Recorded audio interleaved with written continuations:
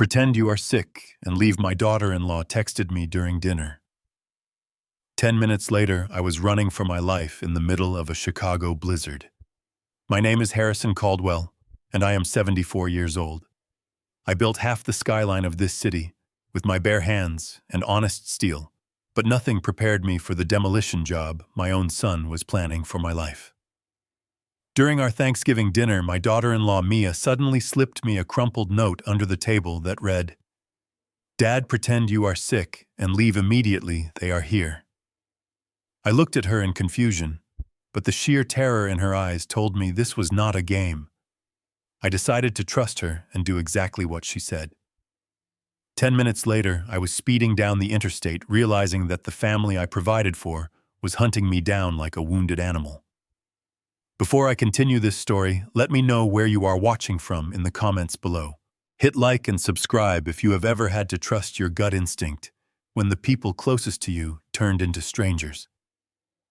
The evening started with a chill that had nothing to do with the freezing wind howling outside Justin's $3 million mansion in Lake Forest. I paid for this house. I paid for the marble floors, the crystal chandelier, and the imported Italian table we were sitting at. Yet as I sat there cutting into the dry turkey, my son Justin would not even look me in the eye. He kept checking his watch. His leg was bouncing under the table, shaking the silverware. I thought maybe he was just nervous about asking for money again. That was usually the routine. Justin had never worked a day of hard labor in his life. He called himself an entrepreneur, but mostly he just gambled with the trust fund I set up for him. Mia sat across from me. She looked pale. Usually she was the bubbly one, always asking about my old construction stories, but tonight she looked like she was about to vomit. She kept glancing toward the front hallway. "Eat up, Dad," Justin said, his voice tight. "We have guests coming, some business partners I want you to meet. They can help with your estate planning." I put down my fork. "I do not need estate planning, Justin. My money is exactly where I want it." Justin forced a smile that didn't reach his eyes. "Just listen to them, okay? You are getting older. You forget things. It is time we protect your assets." I was about to tell him the only thing I forgot was how to say no to his spoiled demands when it happened. Mia stood up to pour more gravy, and her hand spasmed. The boat of hot gravy tipped over, spilling all over the sleeve of my favorite cashmere sweater. "Oh my God, Dad, I am so sorry," she shrieked. Her voice was too loud, too theatrical. Justin slammed his hand on the table. "For Christ's sake, Mia, can you not do anything right?" I stood up, grabbing a napkin to dab at the stain, but Mia was already there, hovering close to me. She was wiping my arm aggressively, but then I felt it. Her cold, trembling hand pressed a small ball of paper into my palm. She squeezed my hand hard. Her fingernails dug into my skin. It was a signal. "Go to the bathroom, clean up," she whispered, urgency lacing every syllable. "Read it." I frowned but nodded. I walked to the powder room off the main hall. My heart was starting to pound, not from exertion, but from a sudden spike of adrenaline. I locked the door. I unfolded the paper. It was a torn corner of a grocery receipt. Scrawled in eyeliner were those terrifying words. "Dad, pretend you are sick. Leave immediately. They are here." They. Who was they? I flushed the toilet to cover the sound of me unlocking the door. I stepped out into the hallway, and that was when I saw them. Two men had just entered the front door. They were shaking the snow off their coats. Justin was walking toward them with his arms open. "Gentlemen, glad you made it," he said. These were not business partners. I have been in the construction business for 50 years. I know what lawyers look like. I know what bankers look like. These men were slabs of beef in cheap suits that fit too tight across the shoulders. One of them had a thick neck and a scar running through his eyebrow. But it was not their faces that stopped my breath. It was what was poking out of the pocket of the tall one's jacket. It was a set of plastic flex cuffs, the kind police use during mass arrests. And in the other man's hand was a black medical bag, but he wasn't holding it like a doctor. He was holding it like a weapon. My gut twisted. My wife Beatrice, rest her soul, used to say my intuition was my superpower. Right now, every alarm bell in my head was ringing. This was an ambush. I looked back at the dining room. Mia was standing in the doorway watching me. She gave a tiny, almost imperceptible nod. Do it. I took a deep breath and channeled every ounce of pain I had felt in my joints over the last decade. I let out a low groan. I clutched my chest right over my heart. Dad! Justin spun around. My chest, I gasped. I stumbled forward, grabbing the hallway table and knocking over a vase. It shattered loudly. The noise was perfect. I fell to my knees, making sure to wheeze loudly. It feels like an elephant is sitting on me. Justin froze. For a second, I saw pure annoyance on his face. Not worry. Not fear for his father's life. Just irritation that I was ruining his schedule. That look broke my heart more than any betrayal ever could. Is he faking it? The man with the scar asked. His voice was gravel. I don't know, Justin snapped. Dad, get up. The doctors are here to help you. Doctors. He called them doctors.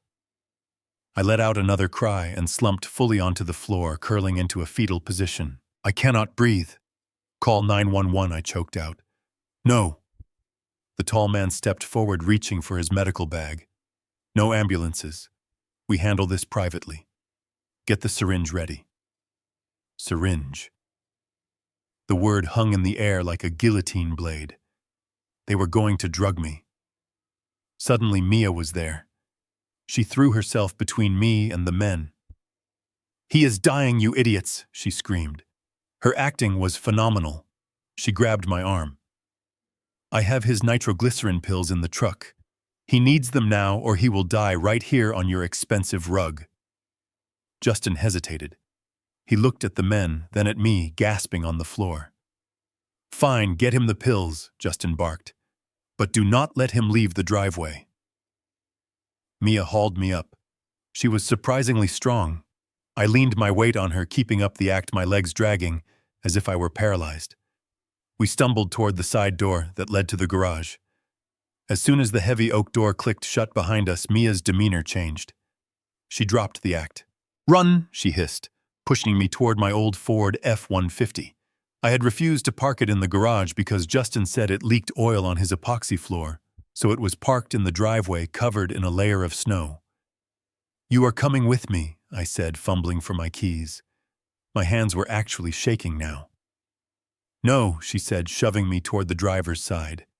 If I go, they will call the police and say you kidnapped me. I have to stay. I have to stall them. But Justin, I started. He won't hurt me yet, she said. Her eyes were filled with tears. Go to your old place, Dad. The warehouse. Do not go to the hospital. They own the doctors there, too. Just go. I climbed into the cold cab of the truck. The leather seat was freezing. I jammed the key into the ignition. The engine roared to life, a sound that usually comforted me, but tonight sounded like a gunshot in the silent neighborhood. The side door of the house flew open. Justin ran out without his coat. The two men were right behind him.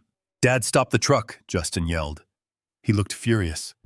Mia did something I will never forget. She stood right in front of the garage door, blocking their path to their own vehicle. She fumbled with her phone, pretending to dial emergency services.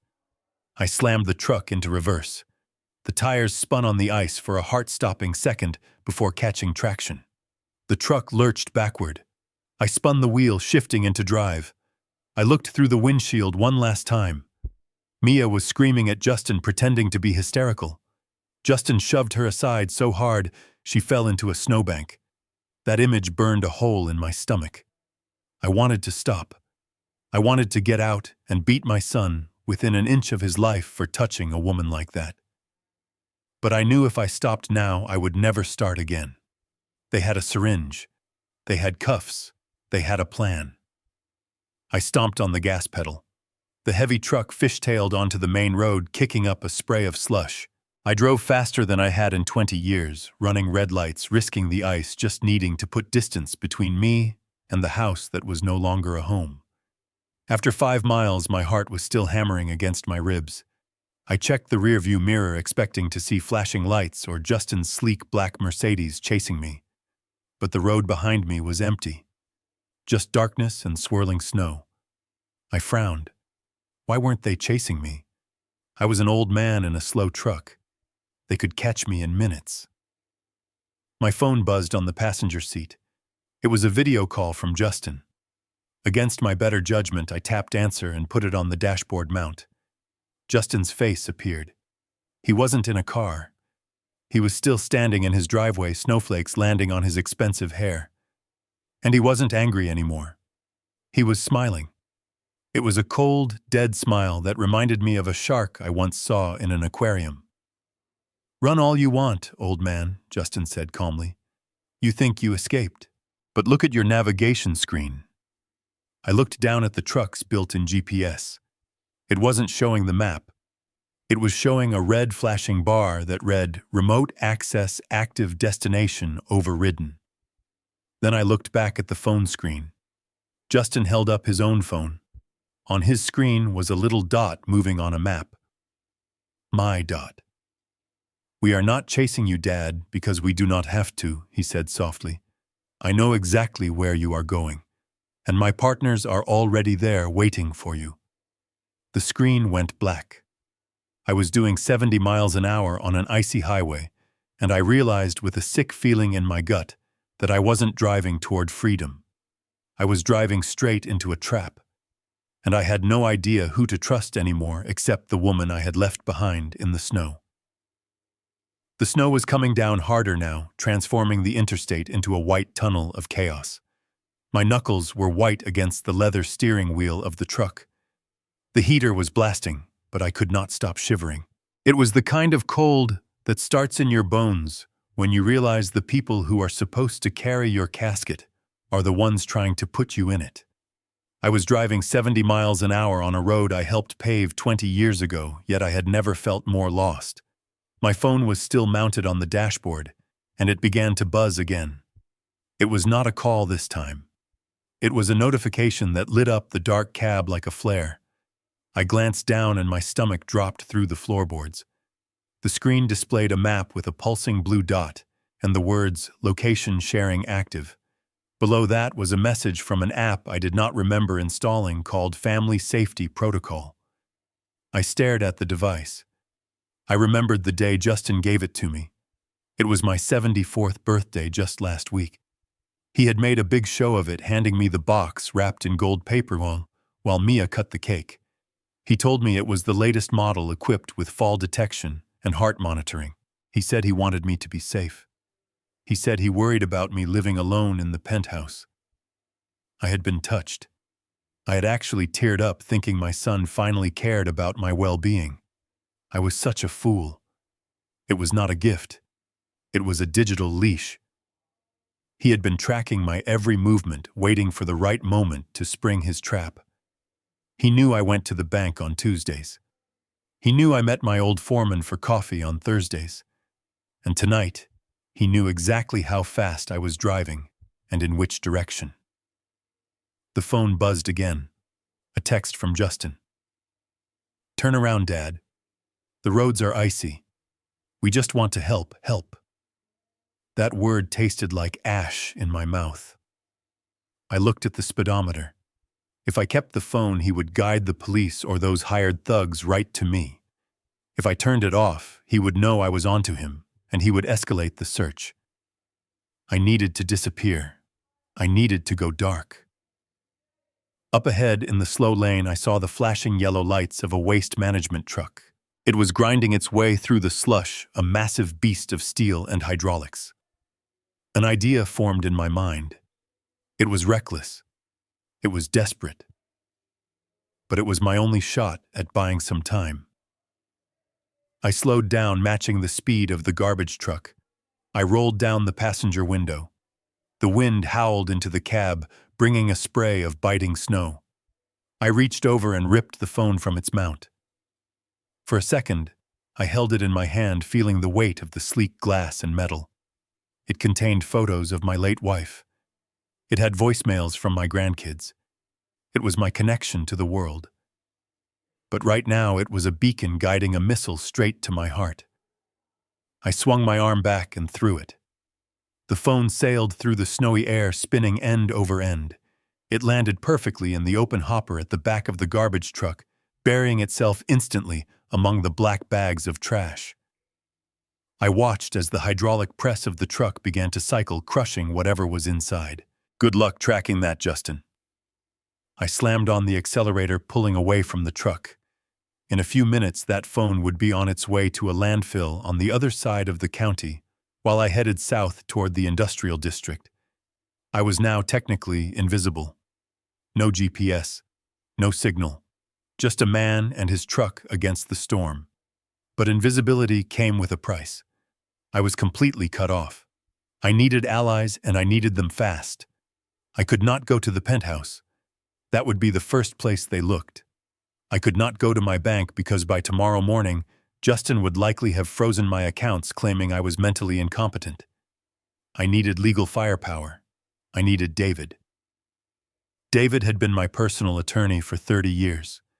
We had fought union disputes together. We had negotiated skyscraper contracts on the back of napkins.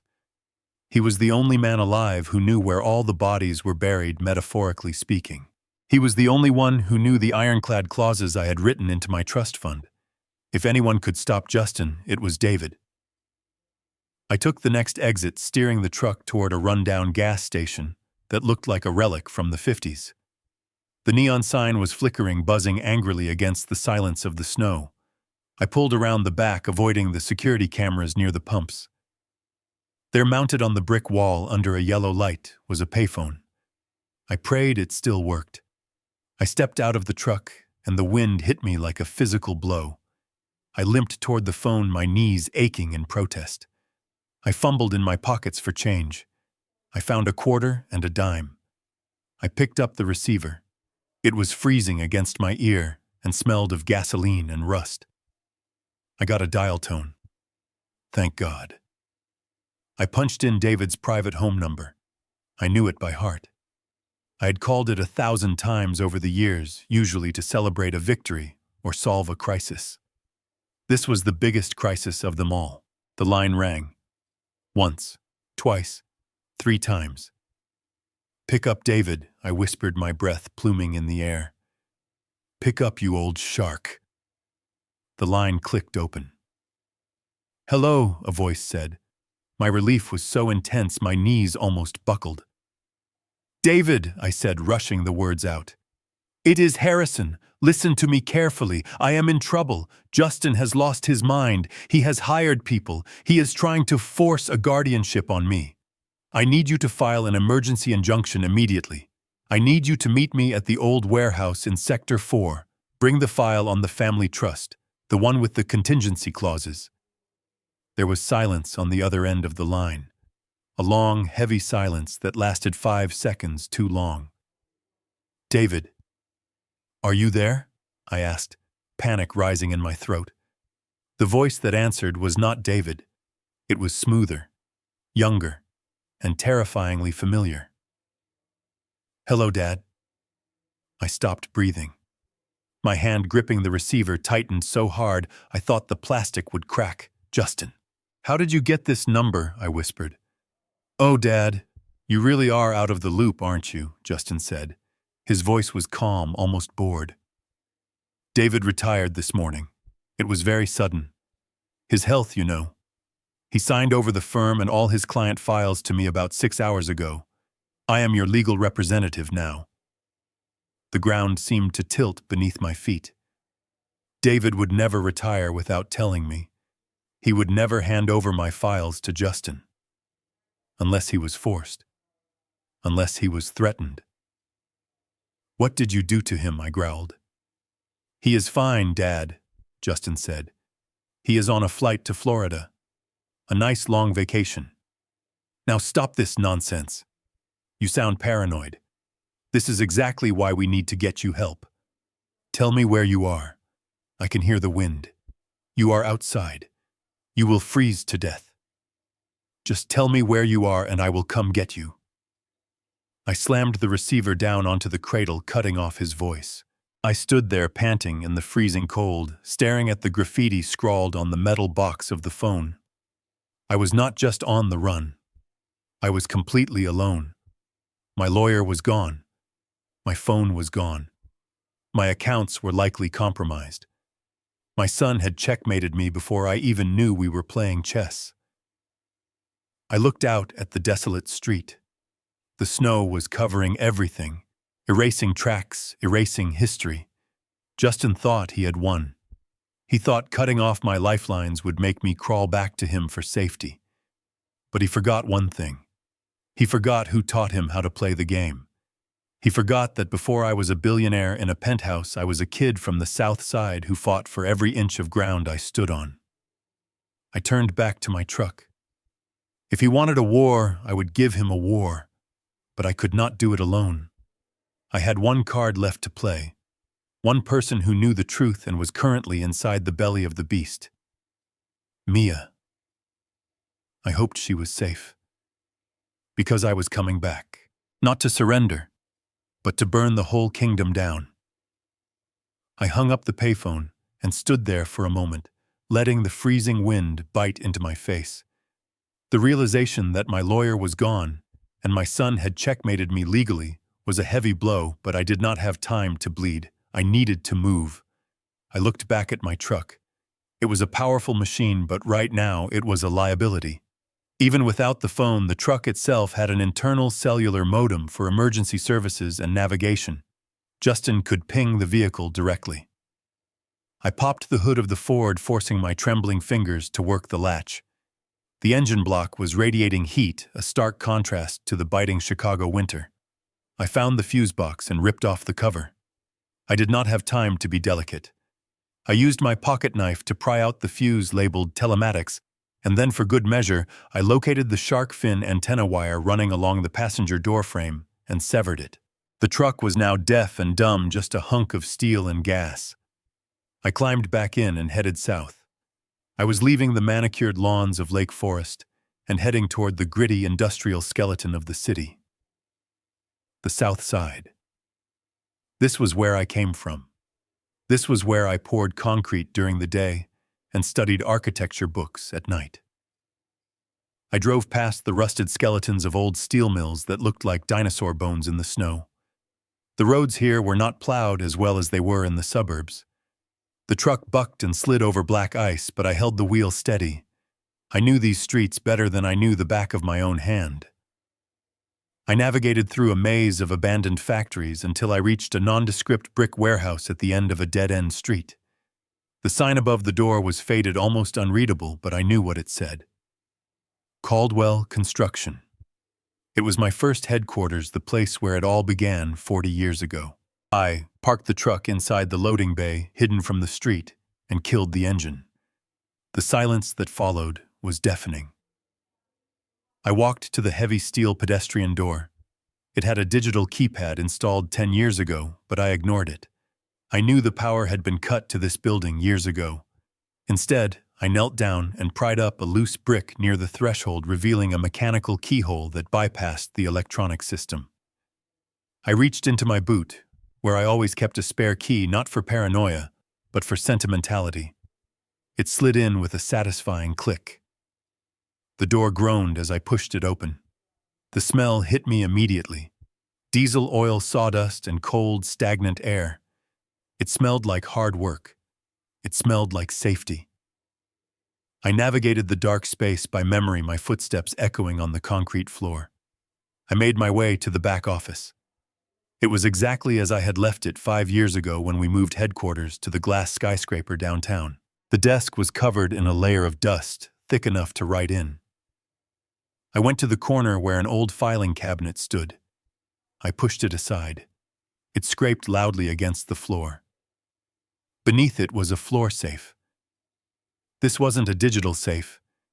It was an old Diebold model with a rotary dial. I spun the dial. Right to 19. Left to 72. right to 10. The date I married Beatrice. The tumbler clicked and the heavy door swung up. I shone my small keychain light inside. It was all there. My apocalypse kit. Beatrice used to tease me about it, calling it my old man doomsday prep, but she never asked me to remove it. I reached in and pulled out a canvas bag. Inside was $50,000 in cash, mostly 20s and 50s, non-sequential bills that smelled of mildew. Next to it was a prepaid burner phone, a Nokia brick that could survive a nuclear blast. And finally, the weight that felt most reassuring and most terrifying at the same time. A Colt 1911 semi-automatic pistol wrapped in an oilcloth. I unwrapped it, checking the action. It was clean. I slid the magazine in, hearing the metallic snap. I prayed I would not have to use it, but if Justin sent those thugs after me again, I would not be defenseless. I sat in the dusty leather chair behind the desk and exhaled a cloud of vapor. It was freezing in here, but I felt a strange sense of calm. I was back in my element. I picked up the burner phone and powered it on. The battery was at half charge. I needed to conserve it. But first, I needed to know what was happening out there. In the corner of the office, on top of a filing cabinet, sat an old portable television set with rabbit ear antennas. I plugged it into the emergency power strip, which was connected to a backup generator outside. I prayed the generator still had fuel. I flipped the switch. Nothing happened for a moment. Then a low hum began, and the lights on the strip flickered to life. I turned on the TV. Static hissed and popped, filling the room with white noise. I fiddled with the antennas, adjusting the rabbit ears until a grainy picture emerged. It was Fox 32 Chicago. The news anchor's face was serious, her brow furrowed in that practiced expression of concern. I turned up the volume, and the words that came out of the speaker made my blood run cold. Breaking news tonight: a frantic search is underway for prominent Chicago developer Harrison Caldwell. My picture flashed on the screen. It was not a flattering photo. It was taken a few months ago when I had the flu, looking pale and disheveled. They had chosen it on purpose. The 74-year-old billionaire was reported missing from his Lake Forest estate earlier this evening, the anchor continued. Family members say Mr. Caldwell suffered a violent episode related to acute dementia and fled the home in a confused state. Dementia. The word hung in the air like poison gas. I stood up, knocking the chair over. I did not have dementia. My mind was as sharp as a tack. But Justin was painting a narrative that would discredit anything I said. If I called the police now, they would not listen to a victim. They would listen to a confused old man having an episode. The report cut to a live feed from outside my son's house. Justin was standing there, surrounded by police officers. He looked devastated. He was wiping a tear from his eye. The acting was Oscar-worthy. My father is not himself, Justin told the reporters, his voice breaking perfectly. The disease has progressed rapidly in the last week. He does not know who he is. He is paranoid. He thinks people are trying to hurt him. We just want him home safe. I stared at the screen, my hands balling into fists. He was using my own survival instinct against me. By fleeing, I had played right into his script. Paranoid. Confused. It all fit his lie. But then the anchor said something that made the situation infinitely worse. Police are warning the public not to approach Mr. Caldwell. He is believed to be in possession of a firearm and is considered armed and dangerous due to his unstable mental state. If you see him, do not attempt to make contact. Call 911 immediately. I looked down at the gun on the desk. Armed and dangerous. Justin knew about the safe. He knew about the gun. He had set this up perfectly. He had turned the entire city of Chicago into a weapon against me. Every police officer, every concerned citizen, every gas station attendant was now looking for the crazy old man with a gun. I wasn't just hiding from my son anymore. I was a fugitive in the city I built. I turned off the TV, plunging the room back into silence. The blue light faded, but the image of Justin's fake tears burned in my retina. He wanted me to be a confused old man. He wanted me to be a victim. But sitting there in the dark, surrounded by the smell of diesel and the ghosts of my past, I realized he had made a fatal error. He thought he was hunting a senile old man.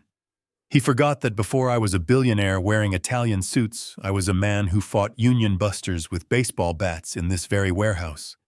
He had stripped away my reputation, my lawyer, and my home. But he had left me with the one thing that made me dangerous. He had left me with nothing to lose. I sat in the darkness of the warehouse, staring at the burner phone in my hand. The silence was heavy, pressing in on my chest, like a physical weight. My heart was still racing from the news report, but panic was a luxury I could not afford. I needed intel. I needed to know the enemy's next move before he made it. Justin had the police, the media, and the doctors in his pocket. I was flying blind in a storm he had manufactured. There was only one person who could give me the coordinates I needed to survive, but reaching her was a gamble that could cost me my freedom. Mia. My daughter-in-law had saved me at the dinner table. She had slipped me the note. She had blocked Justin's car. But doubt is an insidious creature. Was it part of a larger game? Did they let me go just to track me? Or worse, had Justin broken her by now? If I called her cell phone, he would trace it instantly. If I called the house, he would answer. I had to think back to a conversation we had 3 years ago when she first started her small catering business. I had insisted on installing a private landline in her back office, a hardwired connection that bypassed the digital switchboard for security. I told her it was for emergencies, when the power went out, but perhaps subconsciously I knew a day like this would come. I dialed the number from memory, my fingers trembling slightly over the rubber keys of the burner phone. It rang. Once, twice, 3 times. I imagined the empty kitchen of her catering company, dark and cold at 2 a.m. I was about to hang up to cut the connection before anyone could trace the ping when the line clicked open. There was no hello, just the sound of ragged breathing. "Mia," I whispered. "It is the ghost of Christmas past." It was a code phrase we used to joke about. A pause. Then a voice so quiet, it was almost lost in the static. "Walmart on North Avenue. The back lot near the donation bins. 30 minutes. Do not call again." The line went dead. She sounded terrified, but she was free, or at least free enough to answer. I had 30 minutes to cross the city without being spotted by the hundreds of police officers currently looking for a dementia-ridden billionaire with a gun. I looked down at my clothes. I was wearing a cashmere sweater stained with gravy and dress slacks. I looked exactly like what I was, a wealthy man on the run. That had to change. I walked over to the lockers where the construction crews used to change. I pried one open with a crowbar. Inside, I found a pair of old coveralls, stiff with dried paint and grease, and a heavy canvas jacket that smelled of diesel and sweat. I stripped off my Italian wool and pulled on the workers' clothes. They were too big, but that was perfect.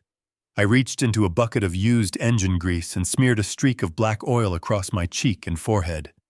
I ruffled my silver hair until it stood up in wild tufts. I looked in the cracked mirror hanging on the locker door. Harrison Caldwell, the titan of industry, was gone. Staring back at me was a derelict, invisible man, one of the thousands of homeless souls Chicago ignored every day. This was my armor. I left the truck in the warehouse. It was too conspicuous. I slipped out the side door and walked.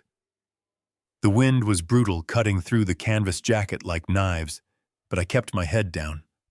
I limped intentionally, dragging my left foot. A police cruiser rolled past me slowly, its spotlight sweeping the sidewalk.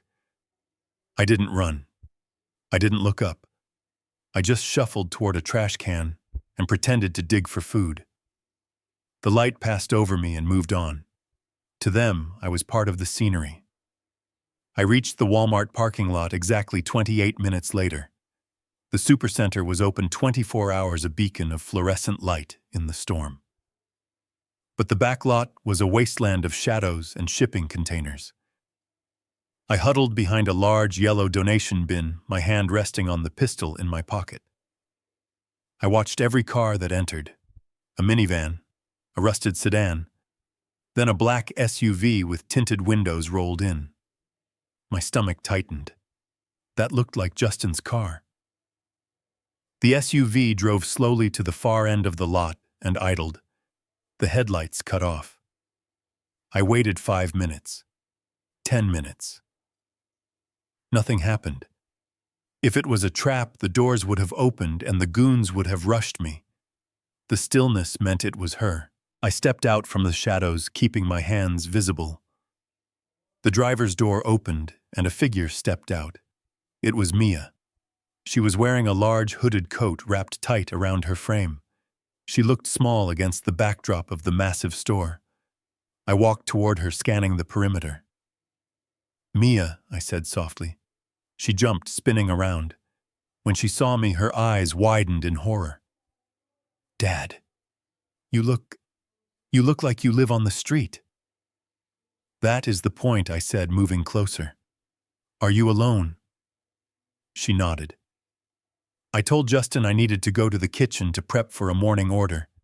He is too busy drinking with his lawyers to notice. He thinks you are freezing to death in a ditch somewhere." I got close enough to see her face under the parking lot lights, and my anger flared hot and sudden. She was wearing heavy makeup on her left side, but it could not hide the swelling. There was a dark purple bruise blossoming along her jawline, and when she reached out to take my hand, her sleeve rode up, revealing distinct finger marks on her wrist. "He hit you," I said, my voice low and dangerous. Mia pulled her hand back, covering the wrist. "It does not matter.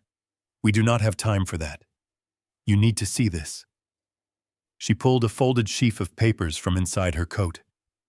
Her hands were shaking so badly, the papers rustled loudly in the wind. "I snuck into his office while he was on the phone with the bank," she whispered. "He left his laptop open. I took pictures of everything and printed them at the shop. Dad, it is so much worse than we thought. It is not just the gambling debt." I took the papers and moved slightly to catch the light from a distant lamppost. The first page was a legal filing. I squinted at the text, and the words hit me like a physical blow. "Petition for emergency ex parte guardianship." My eyes scanned down the document. Petitioner Justin Caldwell. Respondent Harrison Caldwell. Reason for filing: immediate and irreversible cognitive decline. Danger to self and others. He is filing this at 9 a.m. on Monday. Mia said, her voice trembling. "That is in 30 hours. He has 2 doctors signed off on it. Dr. Vance and another specialist I have never heard of. They are claiming you had a psychotic break at dinner." I flipped to the next page. It was an email chain between Justin and a private equity firm in New York. The subject line was liquidation strategy. I read the highlighted paragraph. "Once the guardianship is granted, we can bypass the trust's lockout period. I will authorize the immediate sale of the Caldwell Construction headquarters and the liquidation of the land assets in Sector 4 to cover the outstanding liabilities. The principal resident will be transferred to long-term care facility Secure Horizons by noon the same day." Secure Horizons. I knew that place. It was a warehouse for the dying. People went in there, and they never came out. They were sedated into oblivion. "He is going to sell the company I built from the ground up," I said, my voice steady but my insides churning. "And he is going to lock me away in a padded room before lunch. He owes $12 million to the Russian mob," Dad, Mia said, tears spilling over her lashes. "They gave him until Monday night. If he does not get control of your money by then, they are going to kill him. That is why he is so desperate. He is not just greedy. He is terrified. He is willing to sacrifice you to save his own skin." I looked at the bruising on her face again.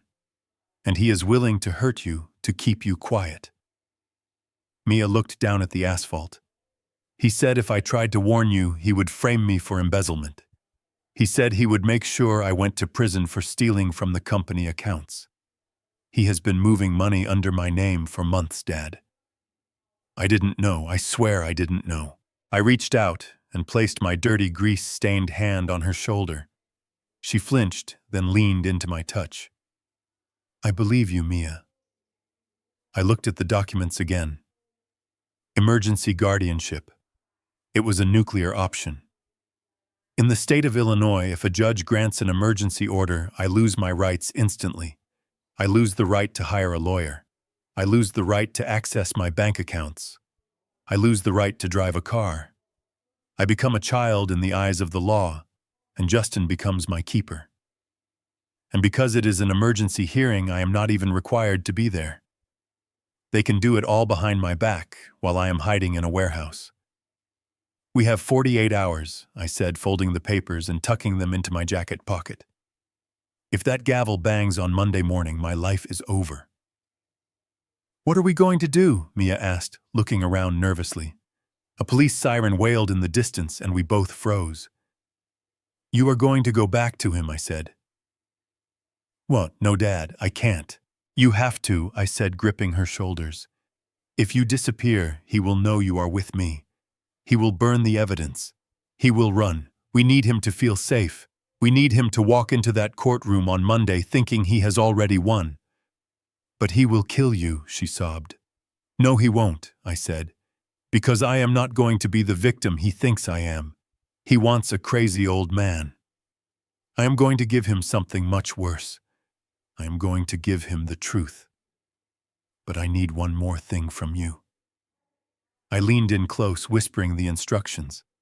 I needed her to be my eyes and ears inside the house. I needed to know exactly when he left for the courthouse. Mia nodded, wiping her tears. Her face hardened. The fear was still there, but beneath it was something new. Anger. He hit me, Dad, she whispered, touching her bruised jaw. He hit me because I dropped the gravy boat. I looked at her, and I saw the daughter I never had. I saw a woman who had been pushed too far. Go back to him, Mia. Play the part. Be the scared wife. But keep your phone close. When the time comes, I will need you to open the gates. She got back into the SUV. I watched her drive away, leaving me alone in the freezing parking lot. I touched the pocket where the evidence lay. I had the smoking gun now. Justin had signed his own death warrant with these emails. But evidence is useless if you are locked in a cage. I had to stay free until Monday morning. And to do that, I had to do the one thing Justin would never expect. I had to break into the one place he thought was secure. I turned and began the long walk back to the shadows. The hunter was about to become the hunted. The name Dr. Sterling Vance was printed in gold leaf on the cover of the file Mia had given me, but to me it looked like a death warrant. I knew Vance by reputation only, and it was not a good one. He was the kind of psychiatrist who catered to the Gold Coast elite, the type who prescribed heavy sedatives to bored housewives and signed capability hearings for greedy children wanting to sideline their aging parents. He operated out of a private medical suite on Michigan Avenue, a fortress of secrets disguised as a healthcare facility. If Justin had hired him, it meant the fix was already in. A judge would look at a signature from a board-certified specialist and bang the gavel without asking a second question. To stop this, I did not just need a lawyer, I needed the original patient file. I needed to prove that the medical evaluation dated 2 days ago never actually happened, because I had been at a construction site in Gary, Indiana all day. I needed to prove forgery. I left the shadows of the Walmart parking lot and began the long trek toward the city center. It was 3 a.m. on a Sunday, and the blizzard provided the perfect cover. The streets were empty, save for the occasional snowplow, grinding sparks against the asphalt. To anyone passing by, I was just another homeless man shuffling through the storm in oversized coveralls and a grease-stained jacket. But under that grime, my mind was working with the precision of a structural engineer. I knew the building where Vance had his office. I had bid on the renovation contract for that tower 10 years ago. We lost the bid to a non-union firm, but I still remembered the blueprints. I knew where the load-bearing walls were, and more importantly, I knew how the HVAC systems were routed. I did not have a keycard, and I did not have the codes to the electronic locks on the front doors. But I did have 40 years of experience climbing scaffolding and navigating incomplete structures. I circled to the alleyway behind the building.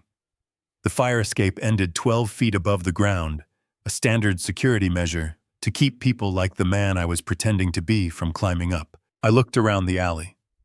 A dumpster sat overflowing with cardboard boxes. I dragged 2 heavy wooden pallets from a stack near the loading dock and leaned them against the brick wall. It was not a staircase, but it gave me 3 feet. I stepped up, my old knees protesting with a sharp stab of pain. I jumped, grabbing the bottom rung of the steel ladder. My shoulder screamed as my full weight hung from one arm. For a second, I thought I would fall. I thought about Justin sitting in my house drinking my wine, waiting for me to die. That thought gave me the strength of a man half my age.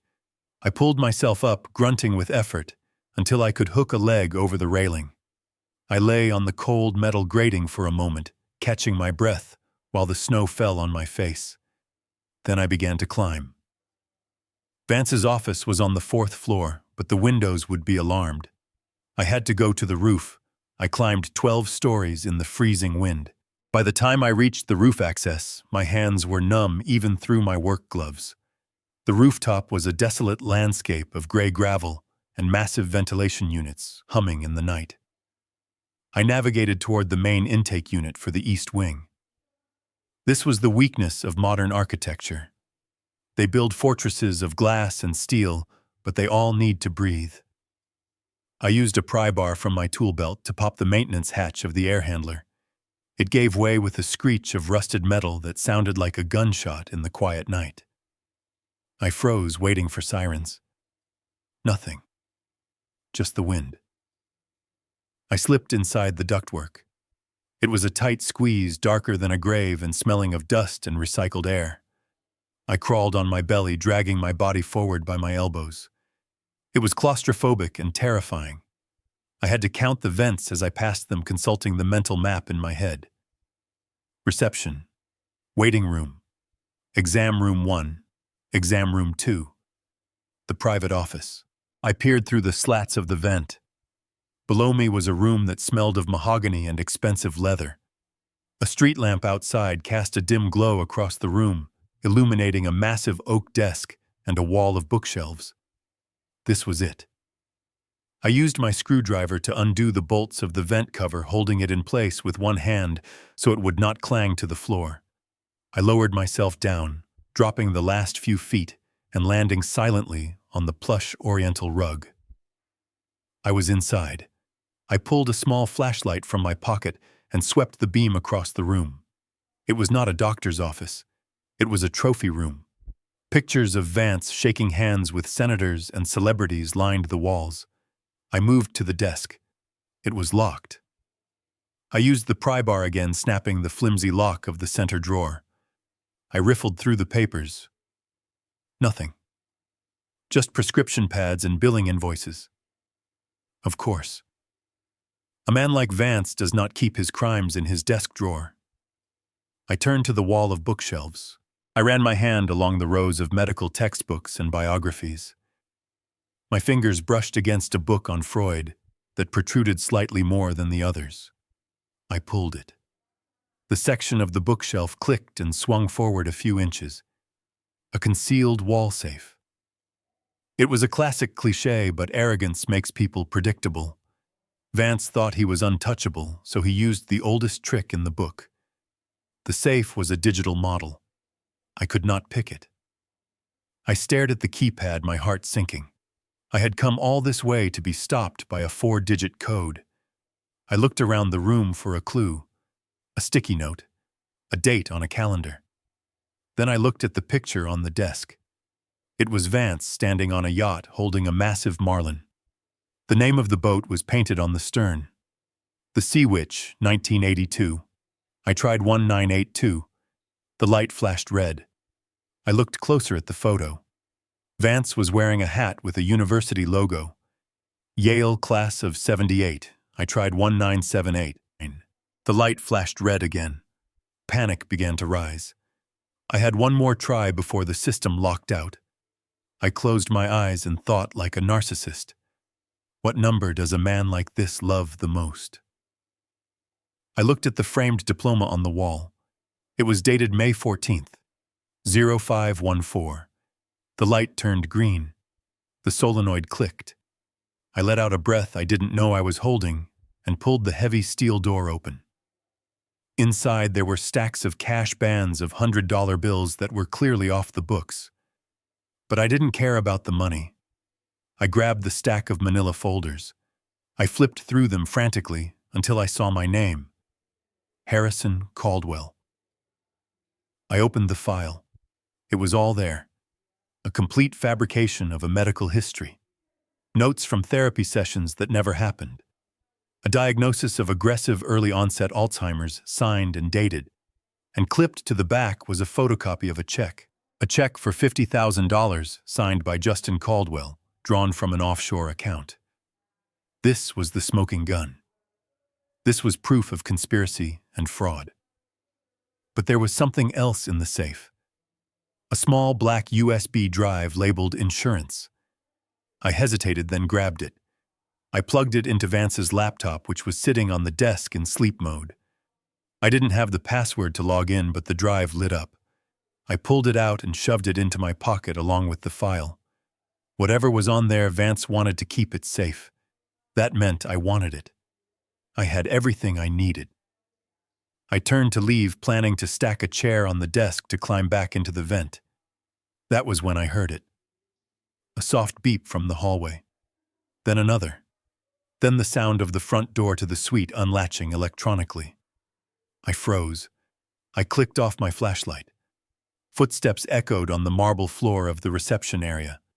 They were slow, deliberate steps. Not security guards. Security guards run. These were heavy boots. I looked at the digital clock on the desk. 4:15 in the morning. Who comes to a doctor's office at 4 in the morning on a Sunday? The footsteps stopped outside the office door. I saw the shadow of feet under the gap. "Dr. Vance, is that you?" a voice called out. It was a deep voice, rough and menacing. I held my breath, pressing my back against the cold wall behind the heavy velvet curtains. The door handle turned. The door swung open. The beam of a tactical flashlight swept the room. It played over the desk. It lingered on the open safe. "Well, looks like we have a visitor," the voice said. I peered through the gap in the curtains. It was the man from my house, the one with the scar. And he wasn't holding a medical bag this time. He was holding a silenced pistol. Justin did not just send them to capture me. He must have realized I might go for the evidence. He had sent a cleaning crew. The man stepped into the room. He was 5 feet away from me. I had a pry bar and my own gun in my pocket, but if I moved, he would see me. "Come out, old man," the thug said softly, stepping closer to the curtains. "We know you are in here." The silent alarm on the safe pinged our phone, not the police. There is nowhere to run. He reached out his hand to pull back the curtain. I tightened my grip on the pry bar. I was 74 years old, trapped in a corner with a professional killer. But as his hand touched the velvet, I remembered the steel mills. I remembered the union brawls. I wasn't going to die hiding behind a curtain. I was going to fight. The heavy velvet curtain was the only thing separating me from the barrel of a silencer. But 40 years in construction had taught me that every building has a weakness and every situation has a tool. My hand was not gripping the pry bar anymore. Instead, I had silently reached down and unhooked the red industrial fire extinguisher mounting on the wall behind me. It was heavy, cold, and pressurized. As the thug's fingers curled around the fabric of the curtain, I did not wait for him to expose me. I ripped the safety pin out and squeezed the handle with every ounce of strength I had left. The nozzle erupted with a deafening hiss, blasting a cloud of white chemical powder straight through the gap in the curtains. The man roared in surprise and pain as the corrosive dust hit his eyes. He fired blindly. Two distinct thuds echoed as bullets tore into the plaster wall inches from my head. I didn't flinch. I swung the metal canister like a sledgehammer, connecting solidly with his shoulder. He stumbled back, coughing and retching, the white cloud filling the room like a sudden blizzard. I dropped the extinguisher and grabbed the heavy oak chair from behind the desk. With a grunt of exertion, I hurled it through the plate glass window. The crash was spectacular. Shards of glass rained down into the alleyway 4 stories below. I didn't look back. I scrambled onto the sill, the wind howling into the office, mixing with the chemical smoke. I reached for the rusted iron ladder of the fire escape. "Stop him!" the man screamed from inside the room, but his voice was choked. I swung myself out, my boots slipping on the ice-coated metal rungs. I slid more than climbed, the friction burning my gloves.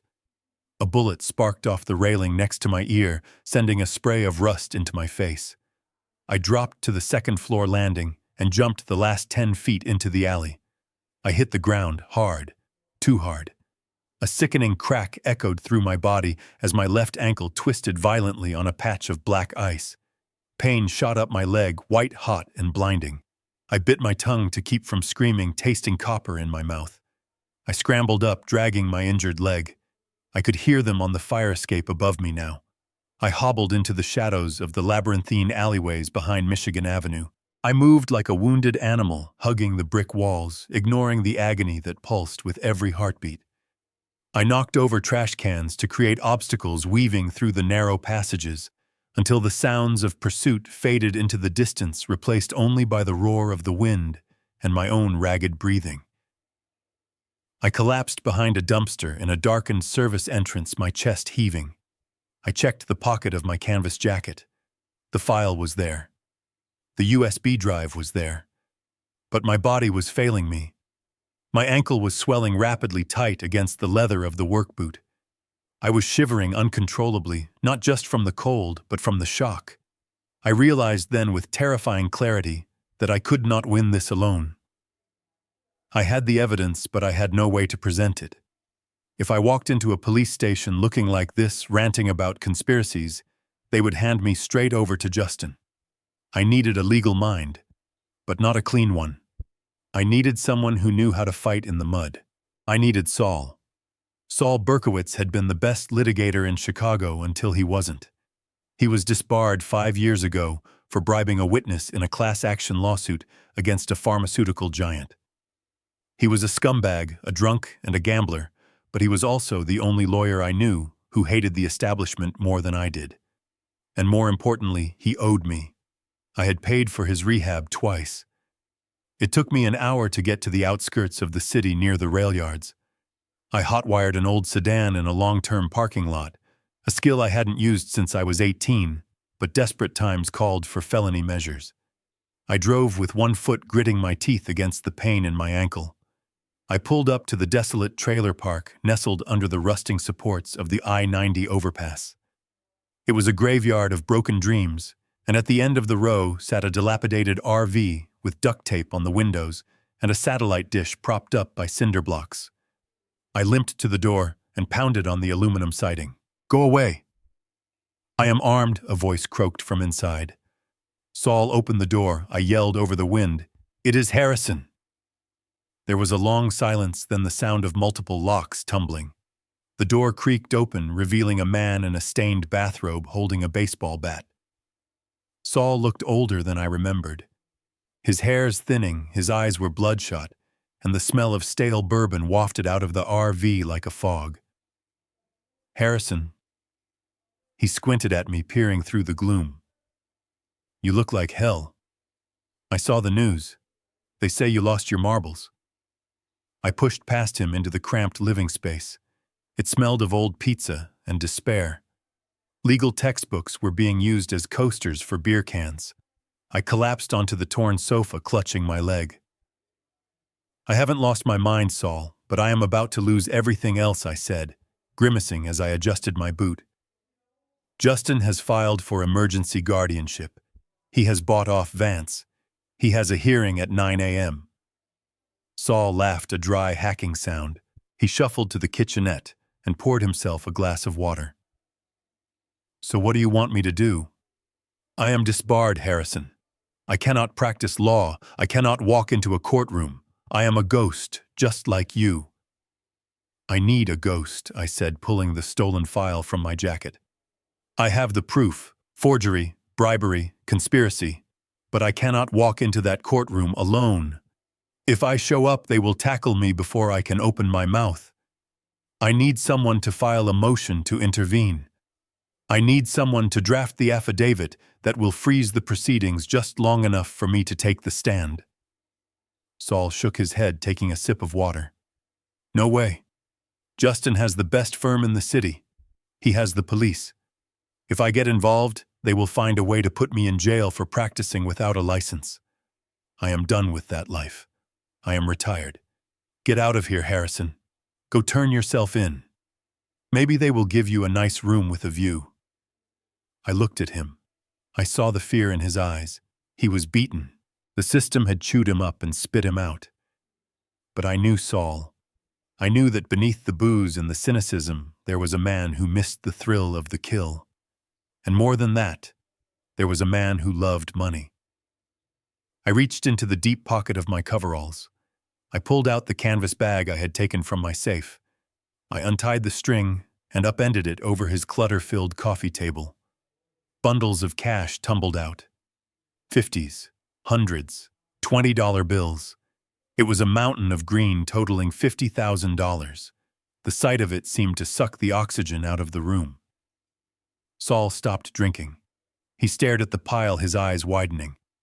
"That is $50,000 cash," I said, my voice steady, untraceable.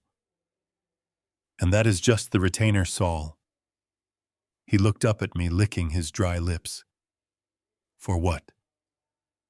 "For one day of work," I said, leaning forward, ignoring the throbbing in my leg. "You draft the motion. You walk into that courtroom as my legal consultant. You exploit every loophole you know. You create chaos. You buy me 10 minutes on the stand. And when we win, when I get my company back, you won't be living in this tin can anymore. I will make you general counsel of Caldwell Construction."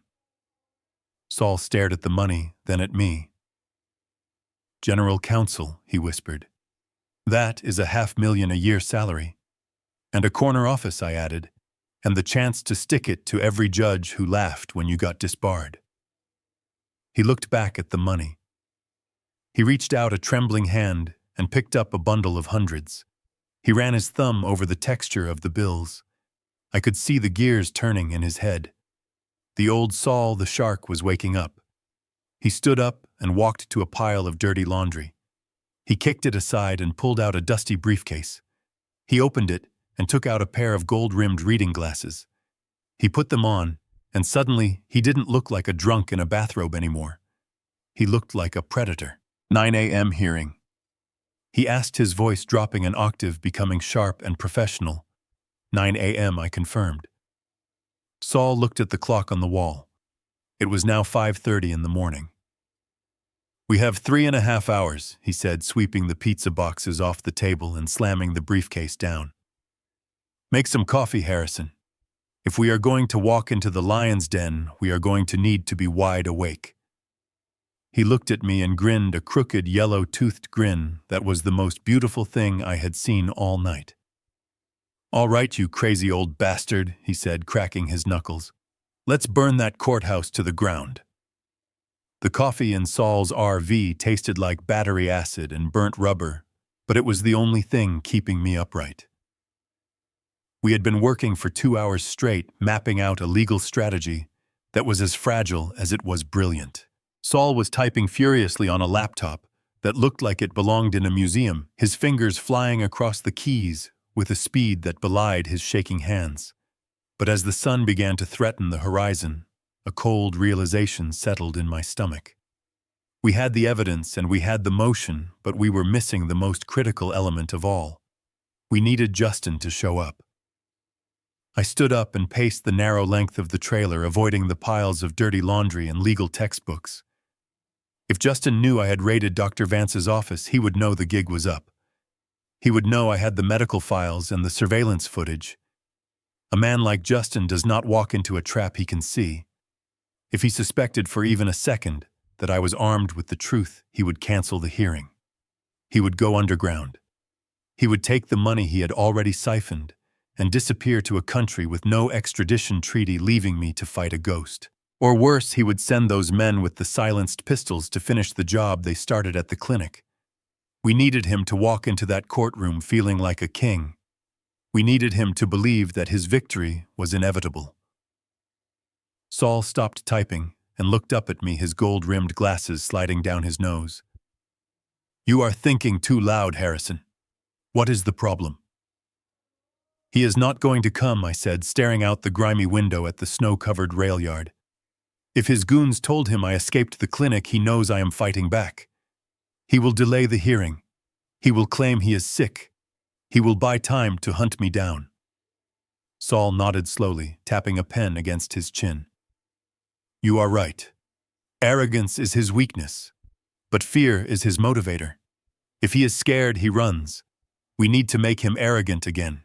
We need a Trojan horse." I looked at the burner phone on the table, the only link I had left to the inside world. "We need him to think he has won," I said, my voice low. "We need him to think I am out of the game." I picked up the phone. My thumb hovered over the contact list.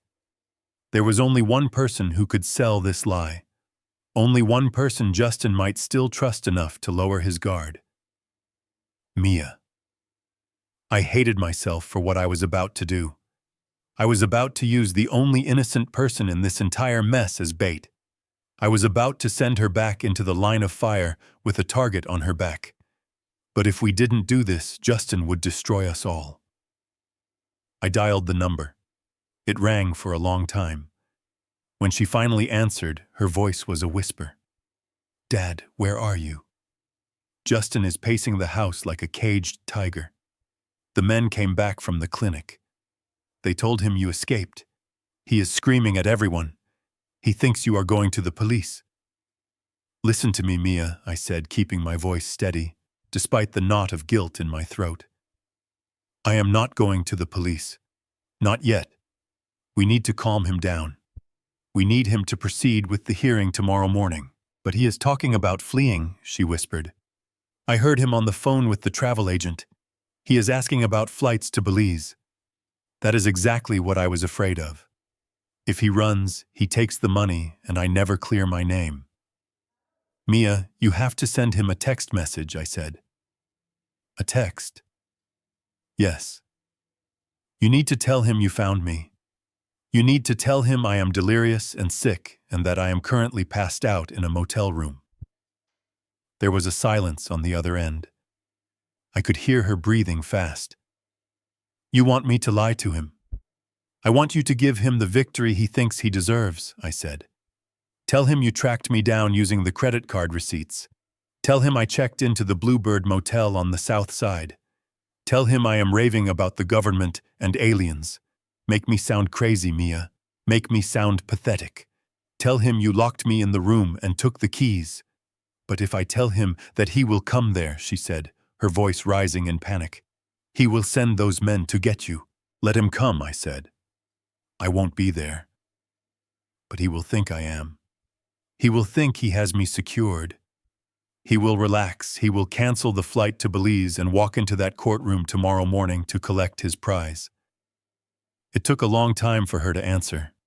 I could feel her fear radiating through the phone connection. She was living in a house with a man who was unraveling. A man who had already hit her once.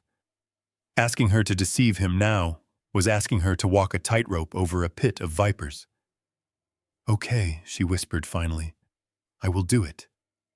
But Dad, if he finds out I am lying, he will kill me." "He won't find out until it is too late," I promised, though the promise felt hollow. "Once you send the text, stay in your room, lock the door. Do not let him in for any reason until morning."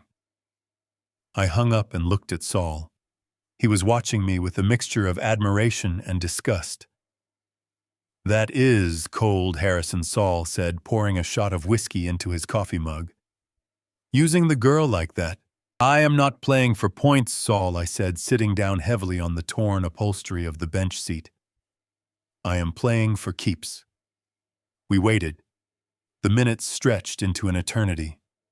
The wind howled outside, shaking the metal frame of the RV. I stared at the phone, willing it to ring, willing it to bring good news. Every scenario played out in my head. What if Justin didn't believe her? What if he demanded a video call? What if he lost his temper and hurt her right then and there? 15 minutes later, the phone buzzed. A text from Mia. It is done. I sent the message. I told him you are at the Bluebird in room 104. I told him you drank half a bottle of whiskey and passed out. I said I locked the door from the outside and jammed the key in the lock so you can't get out. I held my breath, waiting for the fallout. Another minute passed. Then another. Then a screenshot appeared on my phone. It was the reply from Justin to Mia. Good girl. I knew you were useful. Do not go back there. Stay at the house. Keep your mouth shut. I will send the team to sit on the motel. We won't move him tonight. If he is passed out, let him sleep. It is better if he is groggy. I will bring the ambulance in the morning. We will take him straight from the motel to the courthouse. The judge can see him drooling on a stretcher. It will be perfect. I let out a breath that felt like it had been trapped in my lungs for a week. He bought it. He actually bought it. Saul leaned over and read the message. He whistled low and impressed. He is arrogant, Saul said, tapping the screen. He is not going to verify. He is sending a team to watch an empty room while he gets his beauty sleep. He thinks the game is over. He thinks he has me in a box. I said, standing up and feeling the adrenaline surge through my veins again. He is going to walk into that courtroom tomorrow, expecting to sign a piece of paper and inherit a kingdom. But then another message came through from Mia, and this one stopped my heart cold. Dad. He is celebrating. He just opened a bottle of champagne. But he is on the phone with someone else now. The Russians. He is telling them the money will be released by noon. He is telling them... Oh God. What I typed back, my fingers clumsy on the small keypad. He is telling them that once the guardianship is signed, he does not need me anymore. He is promising them a bonus if they help him stage a suicide at the facility next week. I stared at the words. Stage a suicide.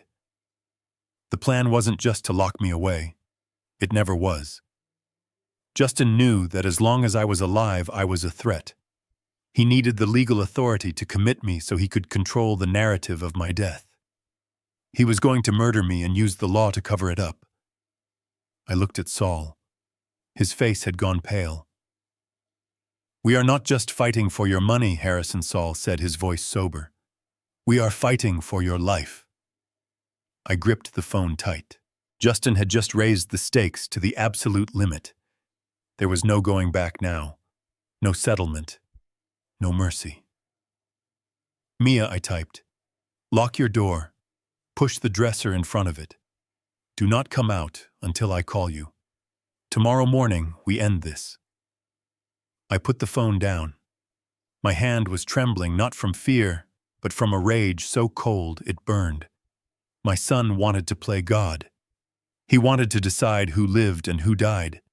He wanted to trade my life for a gambling debt. Saul closed the laptop and snapped the briefcase shut. The motion is ready, Saul said, standing up and adjusting his tie. It is a masterpiece of legal obstruction. But Harrison, you need to be ready. When we walk into that courtroom, you are going to be a ghost coming back from the dead. You need to look the part. I looked down at my grease-stained coveralls and my work boots. No, I said. I am not going to look like a ghost. I am going to look like the CEO of Caldwell Construction. I walked to the back of the RV where Saul kept his meager wardrobe. I found a white dress shirt that was slightly yellowed with age and a navy blue blazer that smelled of mothballs. It wasn't my Armani, but it would have to do. I stripped off the disguise of the homeless man. I washed the grease from my face in the tiny sink, scrubbing until my skin was raw. I combed my silver hair back. I put on the shirt and the jacket. It was tight in the shoulders, but it fit. I looked in the mirror. The man staring back wasn't the terrified victim who fled into the snow. He wasn't the construction worker hiding in the shadows. He was Harrison Caldwell, the man who built skyscrapers, the man who survived recessions and strikes and wars. I turned to Saul. "What time is it?" I asked. 6 a.m., Saul said. "Let's go," I said, grabbing the file and the USB drive. "We have a court date." We stepped out of the RV into the pale gray light of the dawn. The snow had stopped falling, but the city was buried under a blanket of white. It looked peaceful, innocent. But I knew better. Somewhere in a motel room on the south side, mercenaries were watching an empty door, waiting to ambush a man who wasn't there. And in a mansion in Lake Forest, my son was sleeping the sleep of the wicked, dreaming of blood money. They were all waiting for the old Harrison, the weak Harrison.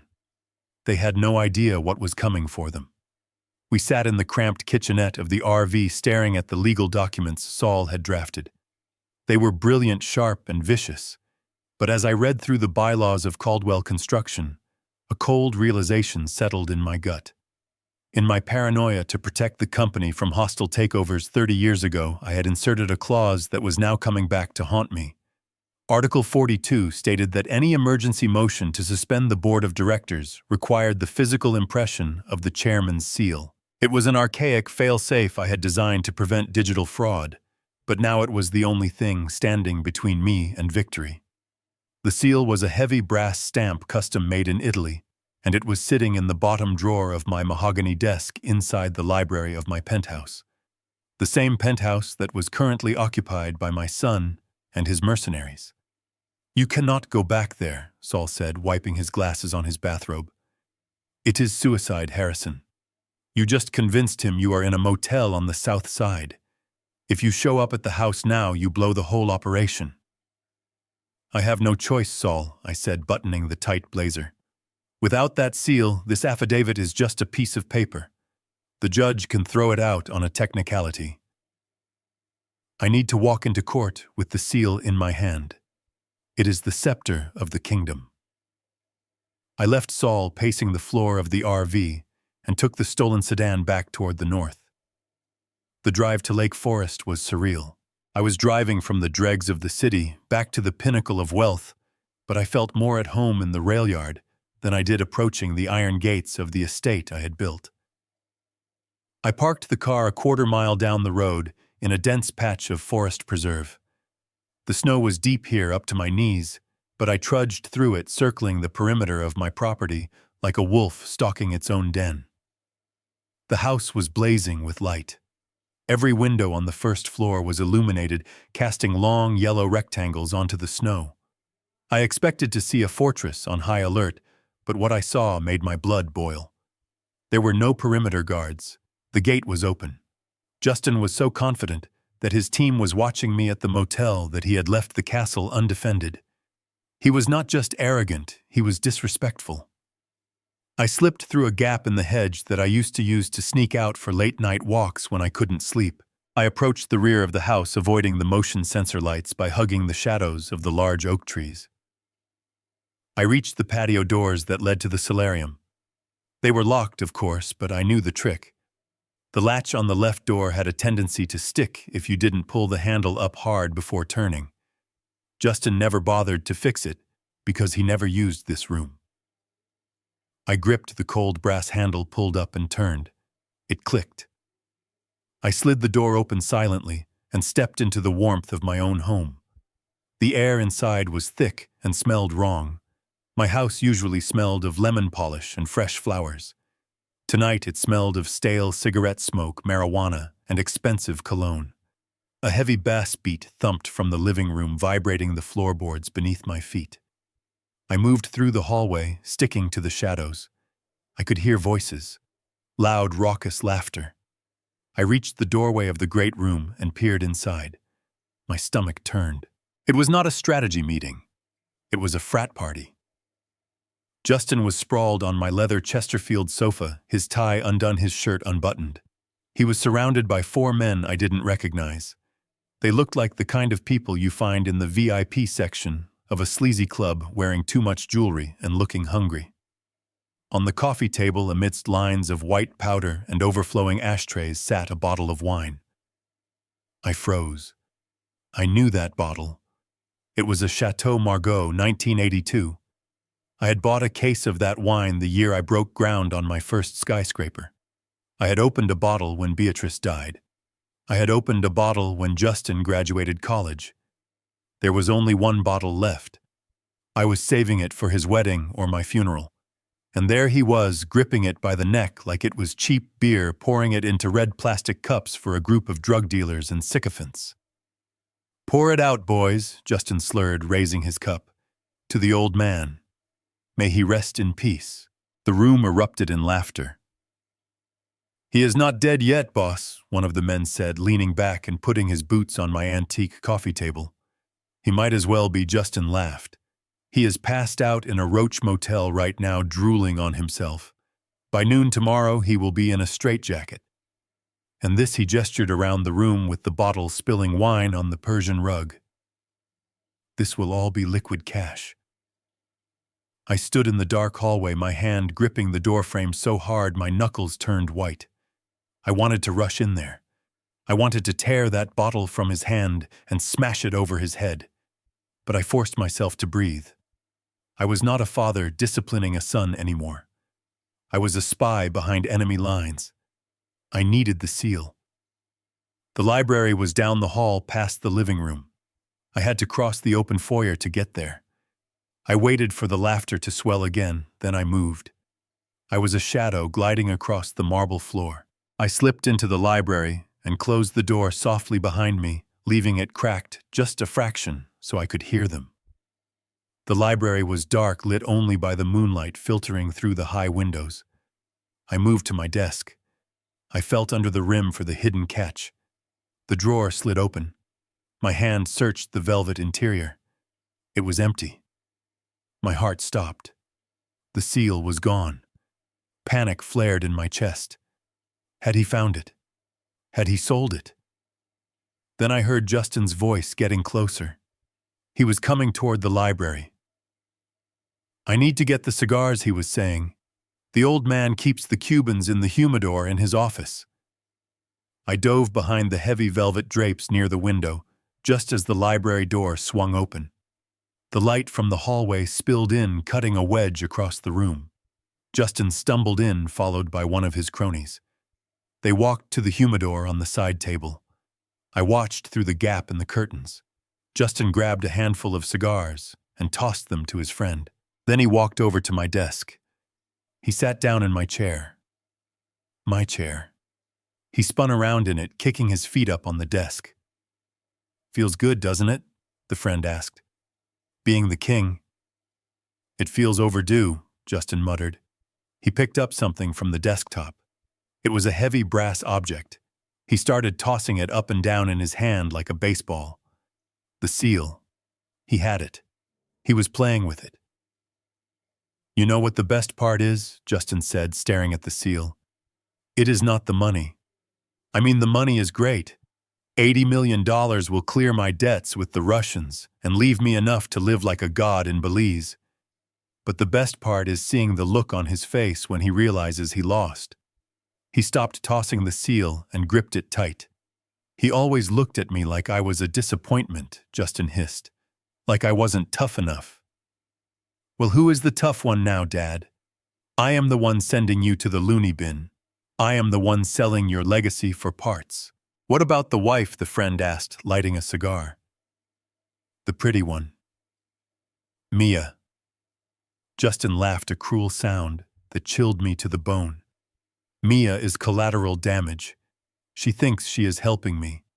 She thinks if she plays along, I will pay off the house and let her go. Stupid girl. Tomorrow morning, once the judge bangs that gavel, I am evicting her. I am putting her on the street with nothing. If she tries to talk, I will show the police the emails I planted on her laptop. She will go down for embezzlement while I am sipping Mai Tais on a beach. I reached into my pocket and pulled out the burner phone. I pressed record. Say that again, I whispered in my mind. Say it clearly, you monster. So you are going to leave her with nothing? The friend asked, exhaling smoke. Nothing, Justin confirmed.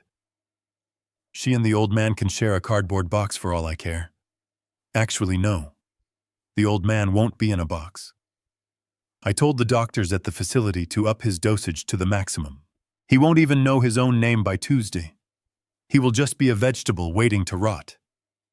He stood up and slammed the seal down on the desk. Come on, let's finish that wine. I have a big performance to give in the morning. They walked out, leaving the door open. I waited until their footsteps faded back into the living room. I stepped out from behind the curtains. I was shaking. Not from fear, but from a profound grief. I had just heard my son sentence me to a living death and condemn his own wife to ruin. The last shred of hope that this was just a misunderstanding or a desperate mistake vanished. He was not my son. He was a cancer, and I had to cut him out. I walked to the desk. The seal was sitting there right where he had slammed it. I picked it up. It was cold and heavy in my hand. I looked at the surface of the desk. There was a ring of red wine where he had set his glass, a stain on the wood. I put the seal in my pocket. I checked the phone. The recording was 3 minutes long. It was clear. It was damning. I slipped out of the library and retraced my steps, back through the foyer, back through the solarium. I stepped out into the cold night air, and the silence of the snow felt like a cleansing baptism. I walked back to the car, my grip on the seal tightening with every step. I had the weapon. I had the shield. And now, thanks to Justin's drunken confession, I had the nuclear option. I drove back to the city as the first hint of gray light began to touch the horizon. Monday morning was coming. The day of judgment. Justin thought he was waking up to a coronation. He had no idea he was waking up to his execution. The heavy oak doors of courtroom 4B were the only thing separating me from a life sentence of silence and sedation. It was 9 o'clock on Monday morning, and the air in the hallway smelled of floor wax and cheap coffee. I stood there adjusting the cuffs of the blazer Saul had found for me. It was a little tight across the shoulders, and the fabric was rougher than the Italian silk I was used to. But as I buttoned it, I felt like I was putting on a suit of armor. Saul stood next to me, his briefcase clutched in a hand that was steady for the first time in years. Beside him stood Sheriff Miller, a man I had gone fishing with for 20 years, a man who knew the difference between a criminal and a father being railroaded. We did not speak. We just listened.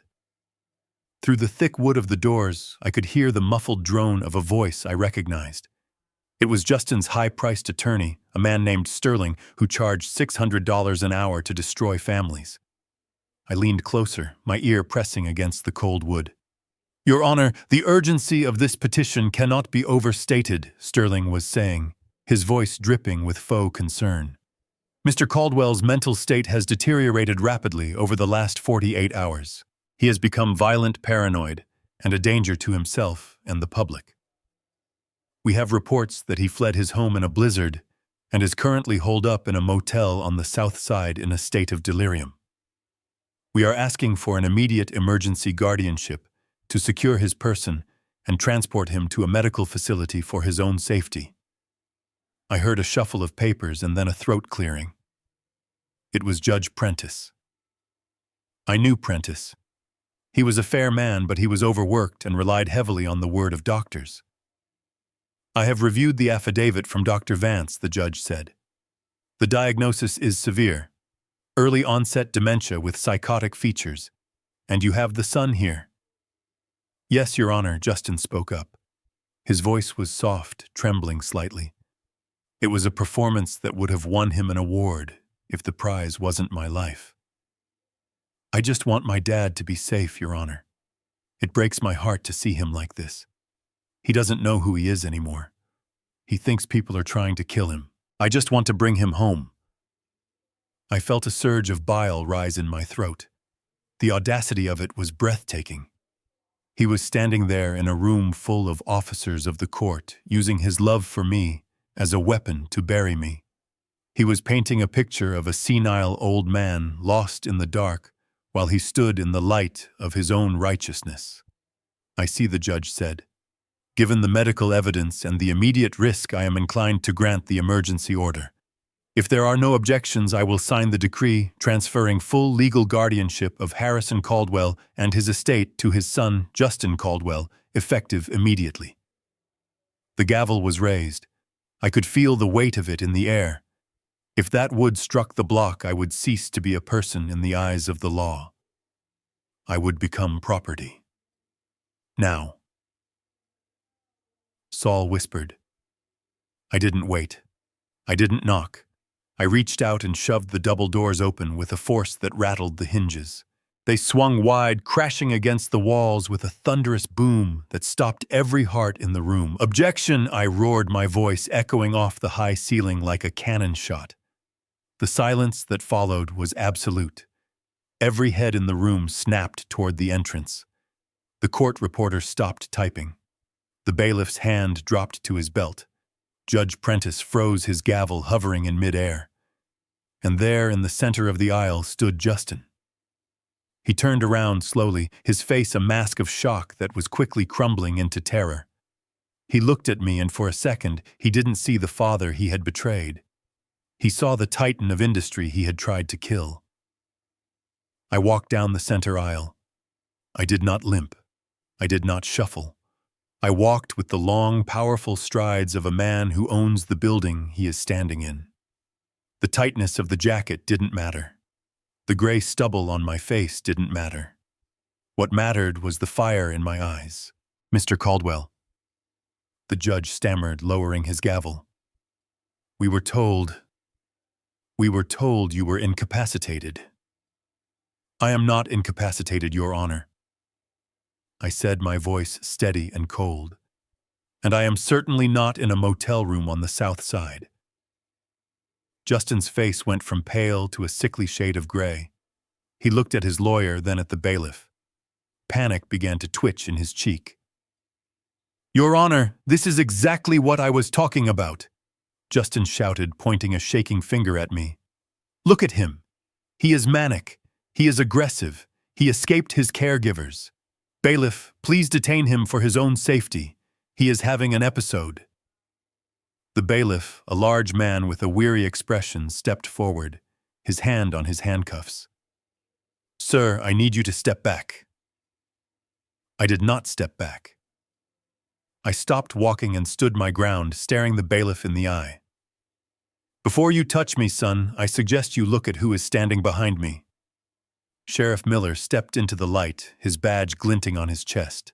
He placed a heavy hand on the bailiff's shoulder. "He is with me, Deputy," the sheriff said, his voice leaving no room for argument. "Mr. Caldwell is under my protection, and he is here to testify. Stand down." The bailiff looked at the sheriff, then at the judge, and slowly backed away. Justin looked like he was about to vomit. He turned to the judge, his voice rising in hysteria. "Your Honor, this is irregular. My father is sick. He has been diagnosed by a board-certified psychiatrist. Anything he says is just the rambling of a diseased mind. You cannot let him disrupt these proceedings. He needs a hospital, not a microphone." I walked past Justin. I was close enough to smell the fear on him. It smelled like sweat and cheap champagne. I didn't look at him. I walked straight to the plaintiff's table where his lawyer sat, stunned. I reached into my pocket and pulled out the heavy brass seal of the Caldwell Corporation. I slammed it down on the table. The sound of metal hitting wood cracked through the room like a gunshot. "Does this look like the tool of a diseased mind?" I asked, staring at the lawyer. I turned to the judge. "Your Honor, my son claims I have dementia. He claims I am a danger to myself. He claims he is doing this out of love." I reached into my inner pocket and pulled out the USB drive I had taken from Dr. Vance's safe. I held it up between two fingers so everyone could see it. It was a tiny piece of black plastic, but it held the weight of 1,000 sins. But I have evidence that suggests his motivation is not love, I continued. It is $12 million in gambling debt and a conspiracy to commit murder. Lies, Justin screamed. His composure shattered completely. He lunged toward me, his face twisted into an ugly snarl.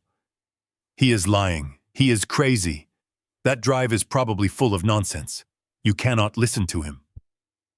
Saul stepped forward, then opening his briefcase. Your Honor. I am Saul Berkowitz, acting as legal counsel for Mr. Harrison Caldwell. We move to dismiss this petition with prejudice, and we move to submit this drive into evidence immediately. It contains video surveillance of the petitioner bribing a medical professional and audio recordings of a conspiracy to defraud this court. The judge looked at Saul, then at me, then at the hysterical man screaming in the middle of his courtroom. Prentice set his gavel down. His eyes narrowed. Bribing a medical professional, the judge repeated slowly. Justin looked around the room. He saw the sheriff blocking the exit. He saw the stenographer watching him with wide eyes. He saw the trap closing. He is making it up, Justin yelled, desperate now, sweat pouring down his forehead. He is paranoid. I told you he is paranoid. Dr. Vance is a respected man. Then let's play the movie, I said, calmly pointing to the large monitor on the wall used for evidence display. If I am crazy, the video will show nothing. If I am crazy, the audio will just be the wind. But if I am right... I looked at Justin, and for the first time since I entered the room, I smiled. It was a cold, hard smile.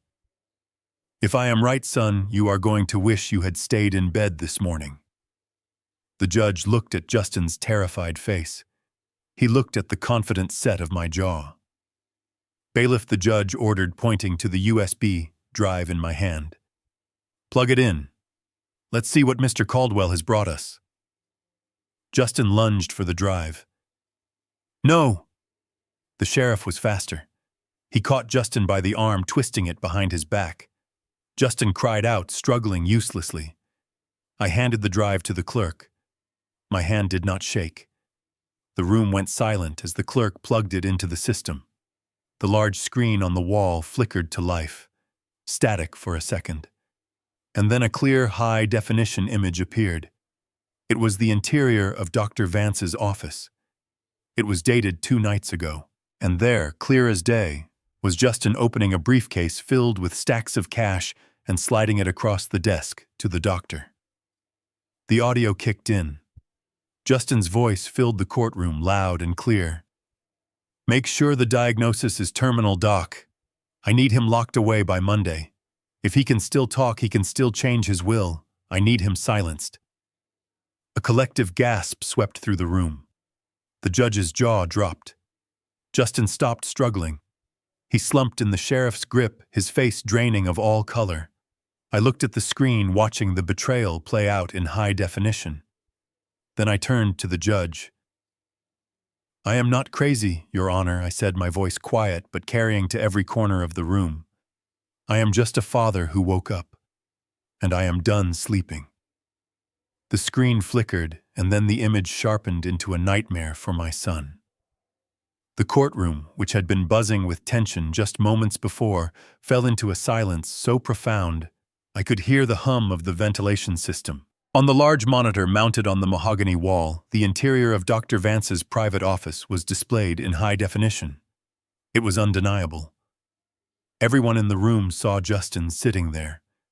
They saw the confidence in his posture, the arrogance in his smile, and most damning of all, they saw him slide a thick envelope across the desk. The audio was crisp and clear, filling the acoustic space of the courtroom like a confession from the grave.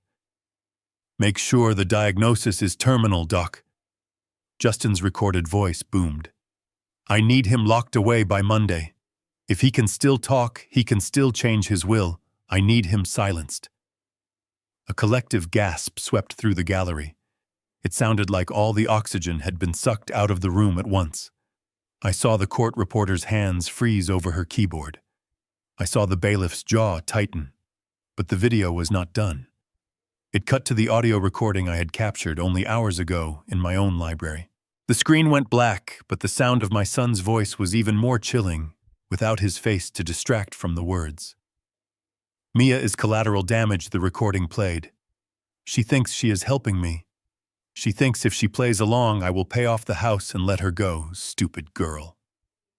Tomorrow morning, once the judge bangs that gavel, I am putting her on the street with nothing." I watched Justin. He was no longer struggling against the sheriff. He was standing frozen, his eyes wide and unseeing, staring at the screen as his own words destroyed his life.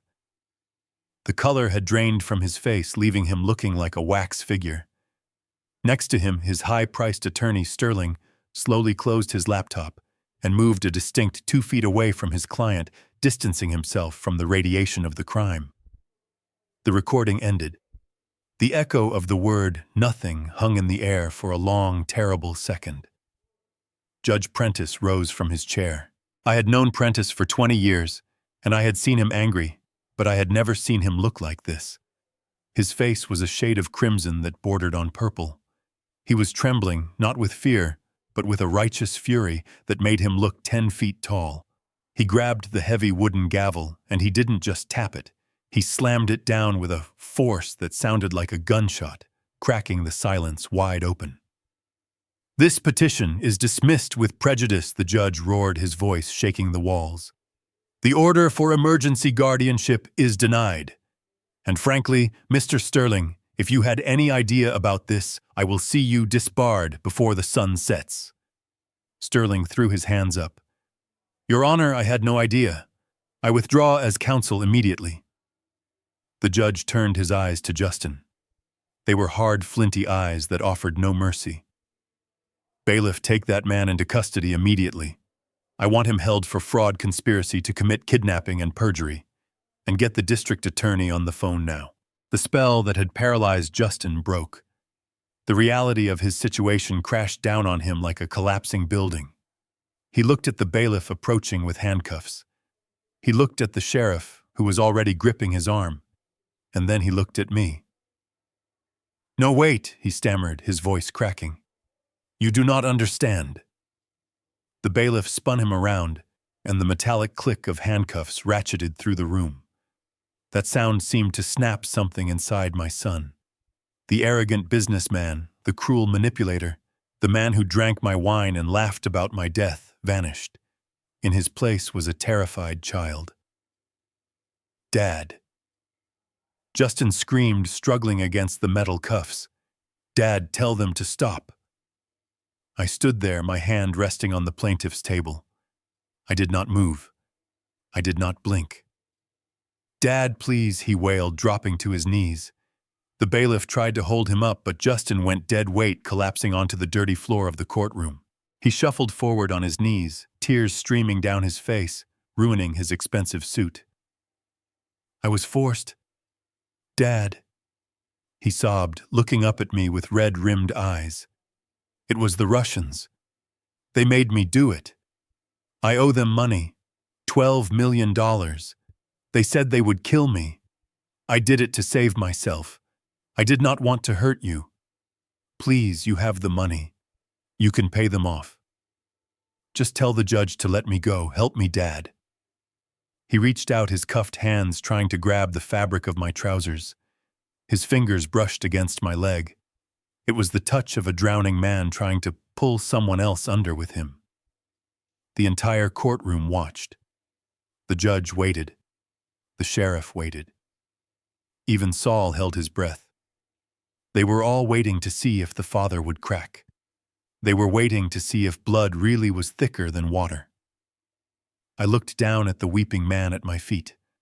I searched my heart for a flicker of paternal instinct. I searched for the memory of the boy I taught to ride a bike. I searched for the pride I felt when he graduated college. But there was nothing. Just a cold, empty void where my love used to be. He had killed it. He had smothered it with lies and greed and betrayal. I reached out and adjusted the microphone on the witness stand.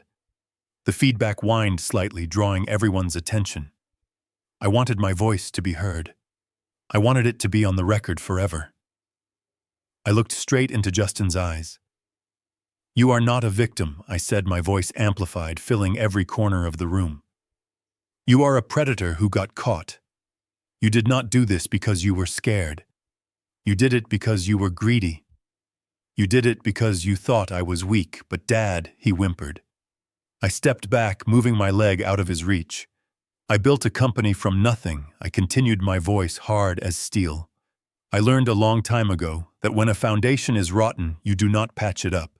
You do not paint over it, you tear it down." I leaned closer to the microphone, my eyes never leaving his. "You are not my son anymore. You are a bad investment. You are a liability that I have carried for too long. And today, right now, I am cutting my losses." "Harrison, please," Justin screamed as the bailiff hauled him to his feet. I turned my back on him.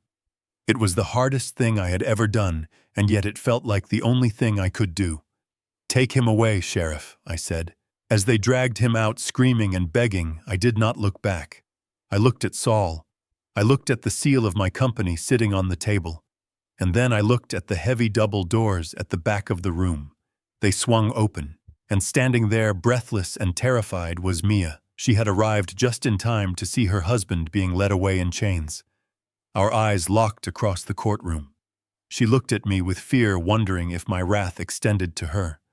I gave her a small, almost imperceptible nod. The war was over.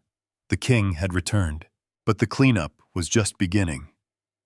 As the bailiff began to drag my screaming son toward the exit of the courtroom, I felt a sudden urge to speak one last time. The criminal justice system would handle his freedom, but I needed to handle his legacy. I needed him to understand that his betrayal had cost him more than just a few years in a federal prison. It had cost him the very empire he tried to steal. "Wait, Sheriff," I called out, my voice cutting through the chaotic noise of the room. "Hold him there for a moment.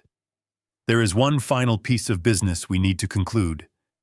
The sheriff paused, gripping Justin by the collar of his ruined suit. Justin looked back at me, his face streaked with tears and snot, a flicker of desperate hope lighting up his eyes. He probably thought I was going to show mercy. He probably thought his old man was going to write a check to make the bad men go away, just like I had done when he crashed his car in high school, or when he failed out of his first university. I walked over to the plaintiff's table, where Saul was organizing our files. I reached into his briefcase and pulled out a thick document bound in blue leather. It was the master copy of the Caldwell Family Trust. I walked toward Justin, stopping just out of spitting range. I opened the document to page 112. "Do you know what this is, Justin?" I asked, holding the book up. He stared at it blankly, shaking his head, his breathing ragged. "This is the nuclear option," I said, my voice calm and deadly serious. "It is a clause I added 10 years ago after your mother passed away. Article 42, Section C. It states that in the event a beneficiary attempts to harm, incapacitate, or defraud the primary trustee, all rights to the inheritance are immediately and irrevocably forfeited." Justin's eyes widened. He knew about the money, but he never read the fine print. He was too lazy for details. "I am invoking that clause right now," I declared, looking up at the judge and the court reporter, ensuring every word was transcribed. "As of this moment, Justin Caldwell is removed from the trust. He is removed from the will. He is removed from the company board. He leaves this room with the clothes on his back and the debt he created." Justin let out a strangled sound, a mix of a sob and a growl. "But the 80 million, Dad," he choked out. "The properties, the offshore accounts. You can't just cut me off. I am your blood." I closed the book with a heavy thud. "The $80 million has already been reallocated," I said. I turned slowly and looked toward the back of the room. Mia was standing near the heavy wooden doors. She looked small and terrified, clutching her coat around her like a shield. She had spent years being belittled by this man. She had been treated like a servant in her own home. She had been hit and threatened and silenced, and yet, when the fire came, she was the only one who stayed to pull me out. I pointed at her. The new sole beneficiary of the Caldwell estate is Mia. Caldwell, I announced. The silence in the room was absolute. Mia gasped, covering her mouth with her hands. She shook her head, eyes wide with shock. Justin followed my finger. He looked at his wife, the woman he had planned to throw on the street. The woman he called collateral damage. Her, he screamed. The sound was primal, an animalistic shriek of pure rage. You are giving my money to her. She is a waitress, Dad. She is nobody. She is nothing. She is the only person in this family who has a backbone. I shot back, my voice rising to drown him out. She saved my life while you were selling it. She is worth 10 of you.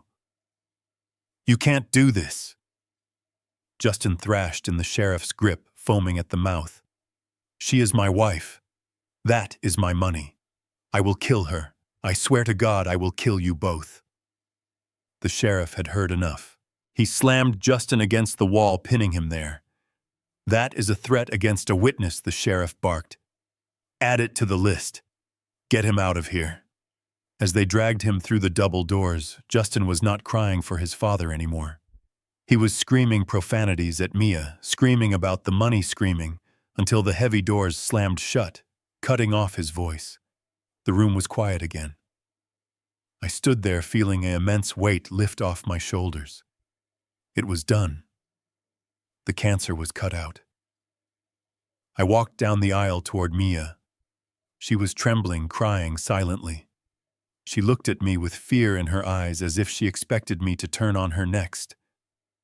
I do not want it, she whispered, her voice shaking. I do not want the money, Dad. I just wanted you to be safe. Please do not make me take it. I just want to go. I reached out and took her hands. They were cold and rough from work, from years of cleaning up messes she didn't make. It is not a gift, Mia, I said softly. It is a shield. It is the power to make sure he can never hurt you again. It is the power to start over. You earned it. Not because you asked for it, but because you were the only one who did the right thing when it would have been easier to look away. She collapsed into my arms, sobbing into my chest. I held her, feeling the dampness of her tears on my cheap jacket. For the first time in years, I didn't feel like a lonely old man guarding a fortress. I felt like a father. 1 month later, the chaos of the courtroom felt like a distant nightmare. The Chicago winter had finally broken, giving way to the tentative warmth of early spring.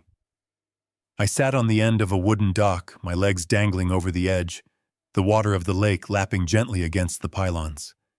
The air smelled of pine needles and damp earth, a sharp contrast to the antiseptic smell of the hospital and the stale air of the courthouse.